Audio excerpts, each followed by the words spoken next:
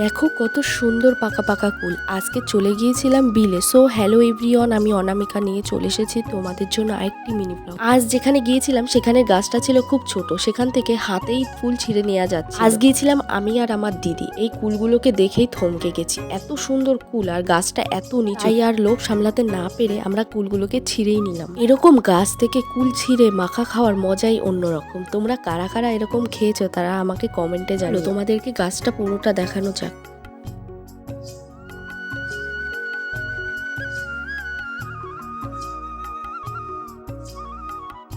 আমি প্রথমে কুলটাকে খেয়ে দেখে নিলাম কুলটা কেমন খেতে। তারপরে আমি অন্যায় করে কতগুলো কুল নিয়ে বাড়িতে গিয়েছিলাম। যারা যারা আমার ভিডিওতে লাইক করছো তাদেরকে ধন্যবাদ, আর যারা করছো না তাদেরকে বলি একটা লাইক করে দিও। আচ্ছা জানো তো, কুল মাখারও অনেক প্রসেস থাকে, অনেকেই জানে না। অনেক ধরনের মশলা দিতে হয় কুল মাখায়, তাহলে বেশি টেস্ট হয়। পরের দিন আমি মাখিয়ে দেখাবো কুল মাখাটা কেমন করে মাখাতে হয়। আমাদের গ্রামেই একটা কাকু মাখা নিয়ে আসে, তার কাছ থেকে জেনেছি আমি। ভিডিওটা ভালো লাগলে চ্যানেলটি সাবস্ক্রাইব করে দিও। রাধে রাধে।